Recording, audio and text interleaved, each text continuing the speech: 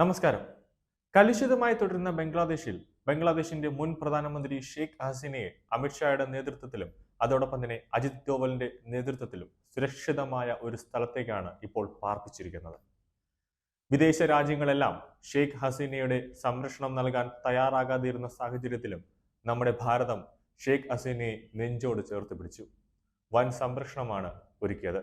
Rafale ഉൾപ്പെടെ ഷെയ്ഖ് ഹസീനയെ ഇന്ത്യയിലേക്ക് കൊണ്ടുവരാൻ അകമ്പടിയുണ്ടായിരുന്നു. അതുകൊണ്ട് തന്നെയാണ് പ്രയാസകരമായ ഘട്ടത്തിലും ബംഗ്ലാദേശിന് നൽകിയ പിന്തുണയ്ക്ക് ഇന്ത്യക്കും പ്രധാനമന്ത്രി നരേന്ദ്രമോദിക്കും നന്ദി അറിയിച്ച് അലിഗഡ് മുസ്ലിം സർവകലാശാലയിലെ ബംഗ്ലാദേശി വിദ്യാർത്ഥികൾ ഇന്ത്യയിൽ തങ്ങൾ സുരക്ഷിതരാണെന്നും ഒരു ദേശീയ മാധ്യമത്തിന് നൽകിയ അഭിമുഖത്തിൽ അവർ വ്യക്തമാക്കുന്നത്. ബംഗ്ലാദേശിനോട് ഇന്ത്യയുടെ സമീപനം തന്നെ വളരെ മികച്ചതായിരുന്നു.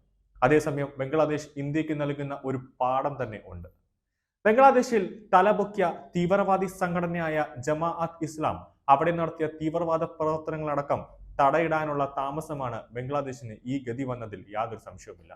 1971 ബംഗ്ലാദേശ് വിമോചന പോരാട്ടത്തിൽ പങ്കെടുത്തവരുടെ കുടുംബാംഗങ്ങൾക്ക് സർക്കാർ ജോലിയിലുണ്ടായിരുന്ന 30% സംവരണം പുനഃസ്ഥാപിക്കണമെന്ന് ബംഗ്ലാദേശ് ഹൈക്കോടതി ഉത്തരവിനെ തുടർന്നുണ്ടായ വിദ്യാർത്ഥി സമരമാണ് കലാപമായി വളർന്നതെന്ന് ആർക്കും അറിയാം. സാമാന്യ ചരിത്രം അറിയുന്നവർക്ക് ഇത് വ്യക്തമാക്കുന്ന ഒരു കാര്യമാണ്. ഹൈക്കോടതി ഉത്തരവ് ബംഗ്ലാദേശ് സുപ്രീം കോടതി റദ്ദാക്കിയിട്ടും കലാപം തുടർന്നു. അതായത് സംവരണത്തിന്റെ പേരിലുണ്ടായിരുന്ന ഒരു കോടതി വിധി ഒരു കലാപം നടത്താനുള്ള ഒരു മറ മാത്രമായിരുന്നു. കലാപം നടത്താനുള്ള സഹായങ്ങൾ പാകിസ്ഥാനിൽ നിന്ന് കിട്ടിയെന്നതാണ് വ്യക്തം. ഒരു ദരിദ്ര രാഷ്ട്രമായിരുന്നു ബംഗ്ലാദേശിനെ ഏഷ്യയിലെ തന്നെ ഏറ്റവും സാമ്പത്തിക വളർച്ചയുള്ള രാജ്യങ്ങളിൽ ഒന്നാക്കി മാറ്റിയതെന്ന് മദ്രസ വിദ്യാഭ്യാസത്തിന് പകരം വിദേശ വിദ്യാഭ്യാസം നേടിയ ഷെയ്ഖ് ഹസീനയായിരുന്നു അതിന്റെ പിന്നിൽ. ജമാഅത്ത് ഇസ്ലാമി പോലുള്ള മുസ്ലിം തീവ്രവാദ സംഘടനകൾക്ക് അതിശക്തമായ സ്വാധീനം ബംഗ്ലാദേശിൽ ഉണ്ടായിട്ടുകൂടി ബംഗ്ലാദേശ് മറ്റൊരു താലിബാൻ ആയില്ല. ജമാഅത്ത് ഇസ്ലാമിയെ തലപൊക്കാൻ ഷെയ്ഖ് ഹസീന അനുവദിച്ചതുമില്ല. ഇന്ത്യയുടെ മുന്നറിയിപ്പ് അവഗണിച്ച് ചൈനീസ് അനുകൂലിയായ ഒരാളെ സേനാ മേധാവി ആക്കിയതോടുകൂടിയാണ് കാര്യങ്ങൾ കൈവിട്ടു പോയത്. ജമാഅത്ത് ഇസ്ലാമി എന്ന തീവ്രവാദി സംഘടനയുടെ പേരിൽ മുസ്ലിം തീവ്രവാദി വിദ്യാർത്ഥികൾ, അതായത് മുസ്ലിം തീവ്രവാദി സംഘടനകൾ അടിഞ്ഞാടിയപ്പോൾ അത് അടിച്ചമർത്താനൊന്നും സൈന്യം തയ്യാറായില്ല. അവസാനം അവിടെ സംഭവിക്കേണ്ടത് എന്താണോ അത് തന്നെ അവിടെ സംഭവിച്ചു. ബംഗ്ലാദേശിന്റെ രാഷ്ട്രീയ പിതാവിന്റെ പ്രതിമയ്ക്ക് മുകളിൽ കയറി വരെ ജമാഅത്ത് ഇസ്ലാമി മുസ്ലിം തീവ്രവാദികൾ മൂത്രമൊഴിച്ച് എന്നതറിയുമ്പോൾ എത്രത്തോളം കൊടു ക്രിമിനലുകളാണ് ഇവറ്റുകൾ എന്നത് ആലോചിച്ച് നോക്കേണ്ടതുണ്ട്. ഇന്ത്യയിൽ ബംഗ്ലാദേശിൽ നടന്നതുപോലത്തെ ഒരു കലാപങ്ങൾ ഉണ്ടാകുമോ എന്നാണ് ഇപ്പോഴും സമൂഹ മാധ്യമങ്ങൾ ഉൾപ്പെടെ പലരും ചോദിക്കുന്നത്. പക്ഷേ അങ്ങനെ സംഭവിച്ചാലും അത് ഒരു കാരണവശാലും വിജയിക്കില്ല. കലാപങ്ങൾ വഴി ഇന്ത്യയിൽ അസ്ഥിരത പടർത്താൻ അവർക്കാകും. അതാണ് അവരുടെ ലക്ഷ്യം. ഇന്ത്യയിൽ കഴിഞ്ഞ 5 വർഷത്തെ കണക്കെടുത്തു കഴിഞ്ഞാൽ ഉണ്ടായ കലാപങ്ങളും കലാപശ്രമങ്ങളും പരാജയപ്പെടുത്താൻ ഇന്ത്യക്ക് സാധിച്ചു. കോടതി വിധിയുടെ പേരിൽ ഇന്ത്യയിൽ കലാപമുണ്ടാക്കി 12 കോടി കർഷകരുള്ള ഇന്ത്യയിൽ കർഷകർ എന്ന പേരിൽ 30,000-ൽ പോലും വരാത്ത ആളുകളെ കർഷക നിയമത്തിന്റെ പേരിൽ കലാപമുണ്ടാക്കാൻ ശ്രമിച്ചു. പാകിസ്ഥാനിലെയും ബംഗ്ലാദേശിലെയും അഫ്ഗാനിസ്ഥാനിലെയും മുസ്ലിമുകൾക്ക് ഇന്ത്യൻ പൗരത്വം നൽകണമെന്ന് ആവശ്യപ്പെട്ട് CAA സമരം എന്ന് പറഞ്ഞ് ഇന്ത്യയിലുണ്ടായ കോലാഹലങ്ങൾ ആരും മറന്നിട്ടില്ല. ഈ കലാപങ്ങൾക്കെല്ലാം പരോക്ഷമായ പിന്തുണ കമ്മ്യൂണിസ്റ്റ് ഇസ്ലാമിക മാധ്യമങ്ങൾ കേരളത്തിൽ നിന്ന് നൽകുകയുണ്ടായി.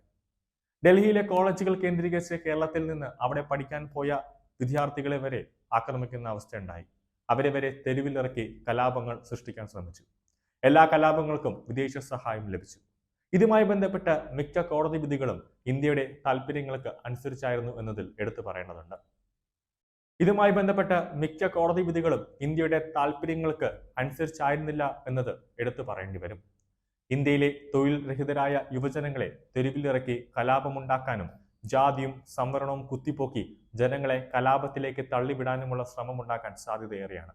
ഇതിനൊക്കെ വിദേശ സാമ്പത്തിക സഹായം, ഇടത് ഇസ്ലാമിക മാധ്യമങ്ങളുടെയൊക്കെ പിന്തുണയും ഉണ്ടാകും. കലാപങ്ങൾ ഉണ്ടായിട്ട് അടിച്ചമർത്താമെന്ന് കരുതി ഇരിക്കരുത്.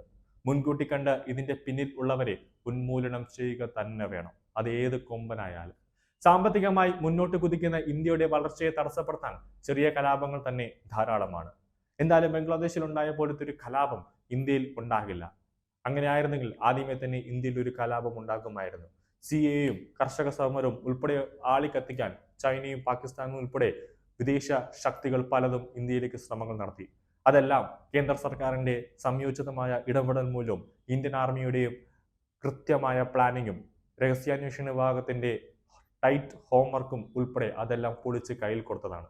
അതുകൊണ്ട് തന്നെ ജമാഅത്ത് ഇസ്ലാമി പോലുള്ള ഒരു തീവ്രവാദ സംഘടനയെ പോപ്പുലർ ഫ്രണ്ടിനെ എങ്ങനെയാണോ നിരോധിച്ചത്, അതായത് കേരളത്തിലേക്ക് അർദ്ധരാത്രി കോഴിക്കോടും തിരുവനന്തപുരത്തും എറണാകുളത്തും ഒക്കെ ഇന്ത്യൻ എയർഫോഴ്സിന്റെയും വിമാനങ്ങൾ ഇന്ത്യൻ ആർമി കയറി വന്ന് പോപ്പുലർ ഫ്രണ്ടിനെ തൂക്കിയെടുത്തുകൊണ്ട് ഡൽഹിയിലേക്ക് കൊണ്ടുപോയതുപോലെ ജമാഅത്ത് ഇസ്ലാമിനെയും പിടിച്ചുകെട്ടി നിരോധിച്ച് അവരുടെയൊക്കെ പ്രവർത്തകരെ കസ്റ്റഡിയിലെടുത്ത് അറസ്റ്റ് ചെയ്ത് തിഹാറിലേക്ക് അടയ്ക്കാനുള്ള സമയം അതിക്രമിച്ചു കഴിഞ്ഞിരിക്കുന്നു.